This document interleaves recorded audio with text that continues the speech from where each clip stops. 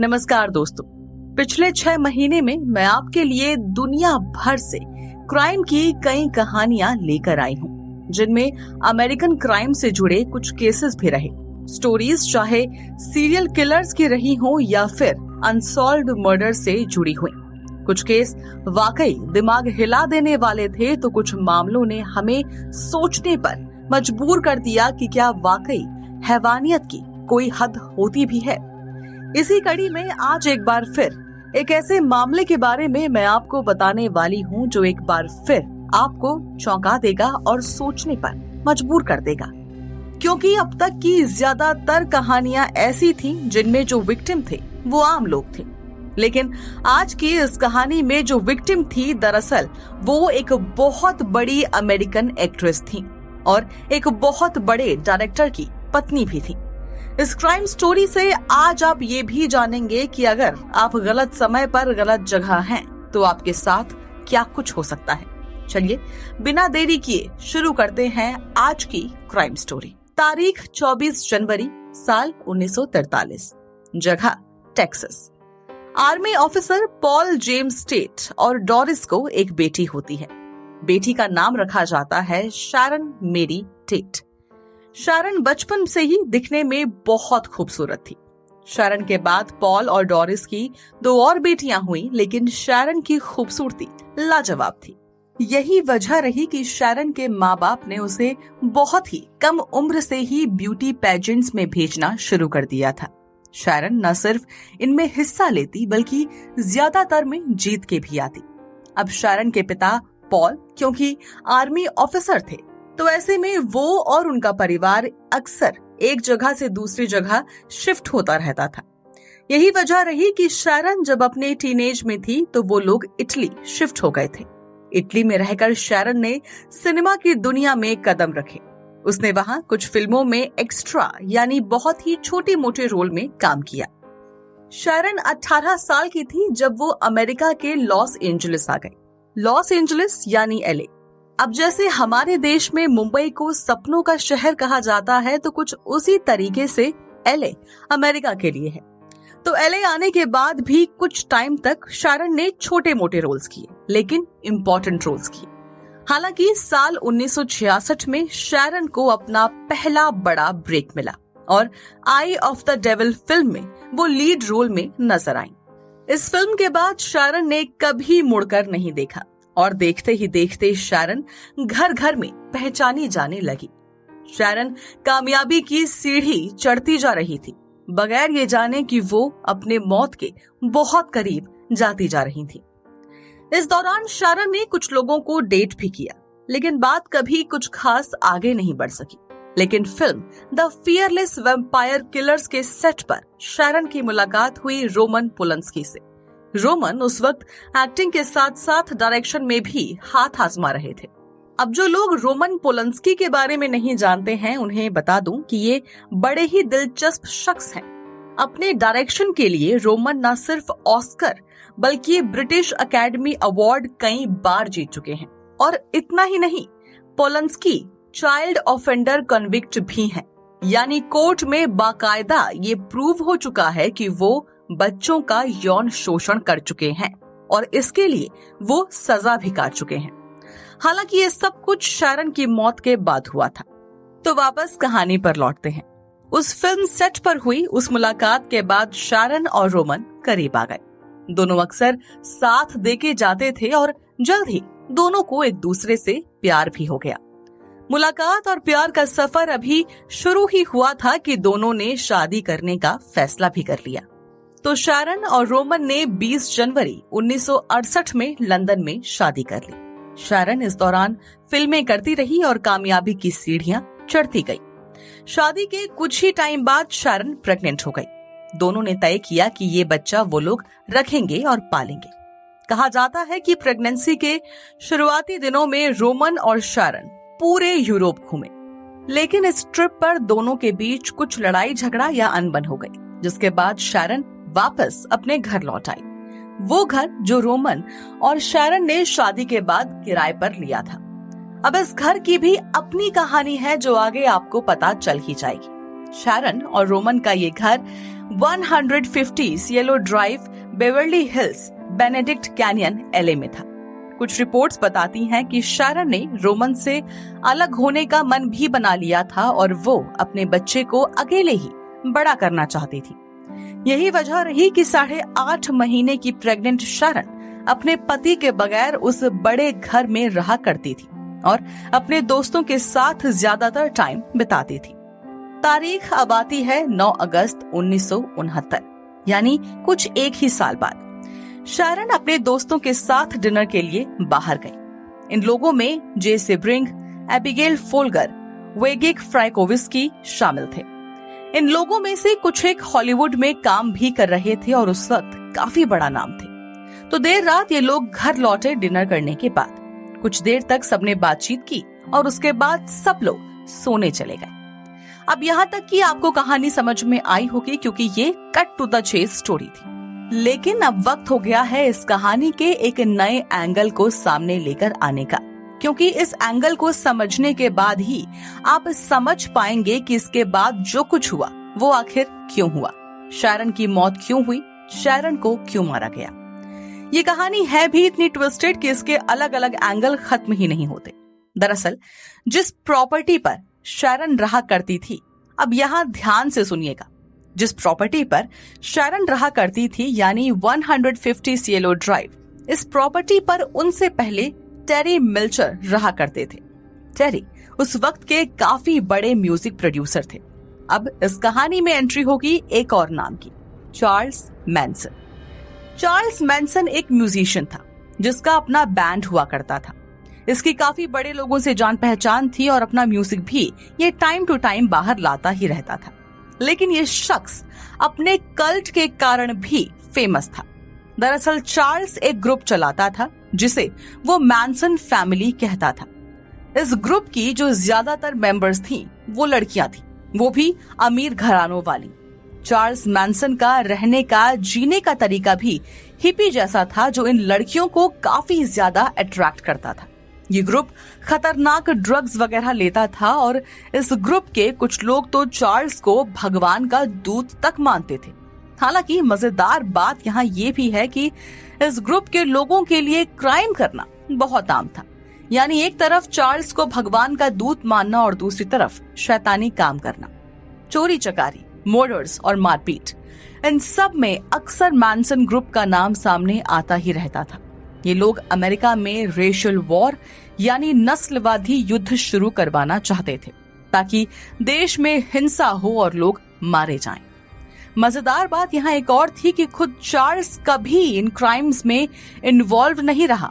वो सिर्फ ऐसा करने के लिए कहता था और उसके फॉलोअर्स तुरंत क्राइम करने के लिए जैसे दौड़ पड़ते थे। चार्ल्स का जैसे इन सबके दिमाग पर बहुत हावी कंट्रोल हो गया था और वो जो कहता था ये लोग बिल्कुल हूबहू वही करते थे, चाहे कोई छोटी मोटी चोरी हो, डकैती हो या फिर सीधा किसी की हत्या ही चाहे करनी हो।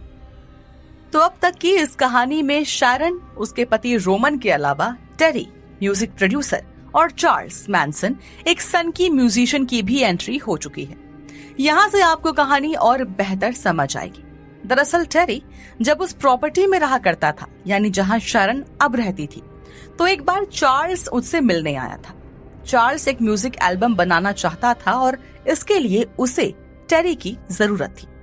दोनों की काफी अच्छी बातचीत हुई, लेकिन चार्ल्स जो रकम, जो पैसे चाह रहा था वो टेरी देने को तैयार नहीं हुआ।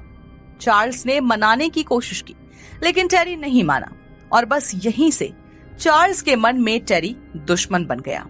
अब टेरी अपने उस घर से शिफ्ट कर गया था और वहां अब शैरन और रोमन रहने लगे थे। इस बात का पता कुछ खास चार्ल्स को नहीं था। वो बस इतना जानता था कि टेरी ने वो घर छोड़ दिया है। टेरी की जगह उस घर में कौन आया है, कौन रहता है, किसके साथ रहता है, इसका अंदाजा चार्ल्स को नहीं था।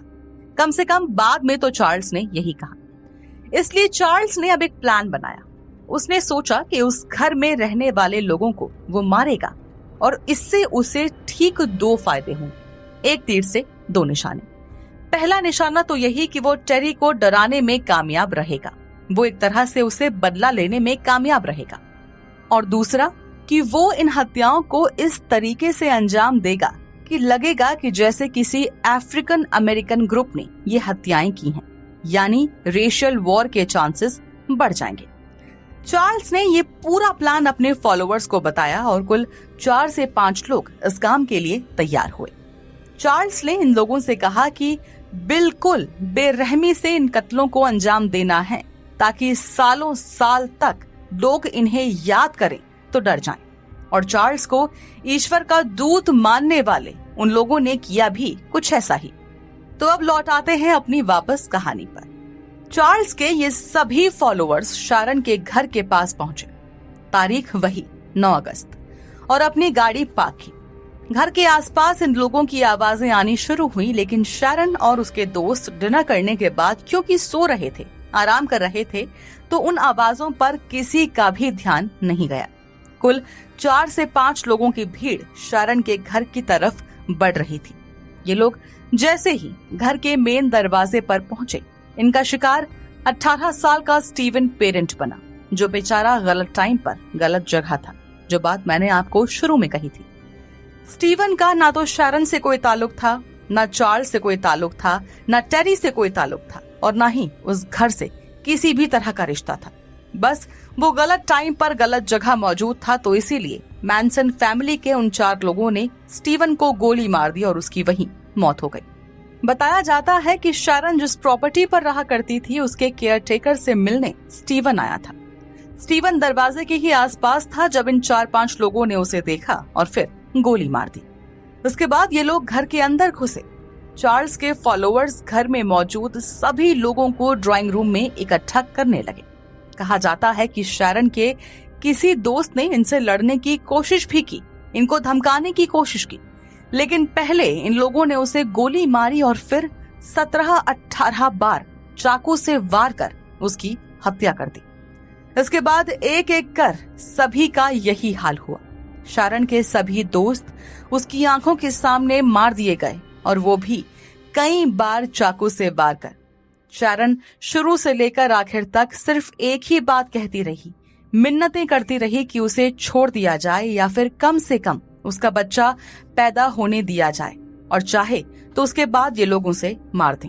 लेकिन चार्ल्स के फॉलोअर्स तो अपने मसीहा की कही बात को मान रहे थे। चार्ल्स ने कहा था कि किसी भी कीमत पर उस घर में कोई भी नहीं बचना चाहिए और हर इंसान को बेरहमी से मारा जाना चाहिए। तो 8.5 महीने की प्रेग्नेंट शारन भला अपने और अपने बच्चे के लिए इन जानवरों से क्या ही दया की भीख मांग पाती।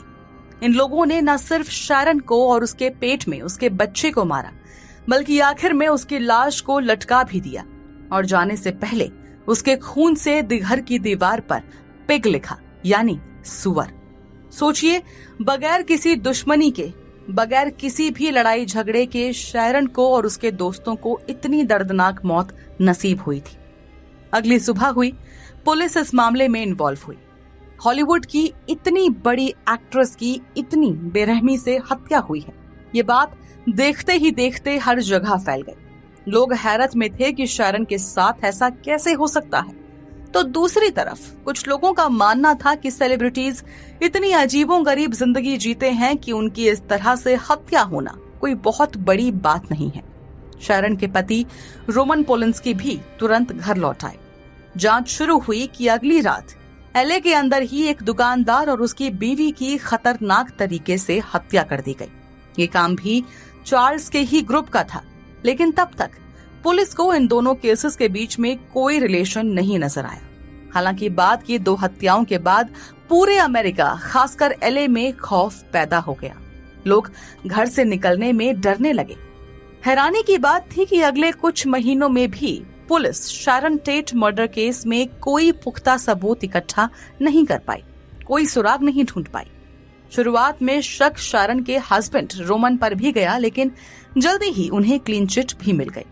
केस आगे बढ़ता रहा, लेकिन इस बीच शारन को क्रिश्चियन रीति रिवाज से दफना दिया गया। कहा जाता है कि उनके अजन्मे बच्चे को उनकी बाहों में रखा गया था और वो बच्चा भी उसी ग्रेव में अपनी मां के साथ दफनाया गया। हालांकि केस के कई महीनों बाद मैनसन ग्रुप के कुछ लोग कुछ अलग क्राइम्स के लिए अरेस्ट हुए। एक एक कर पुलिस ने पूरे ग्रुप पर शिकंजा कसना शुरू किया। और आखिरकार उसी साल के आखिर तक शैरन के कातिल भी पकड़े गए। इन सभी कातिलों को अपनी करतूतों का पता था।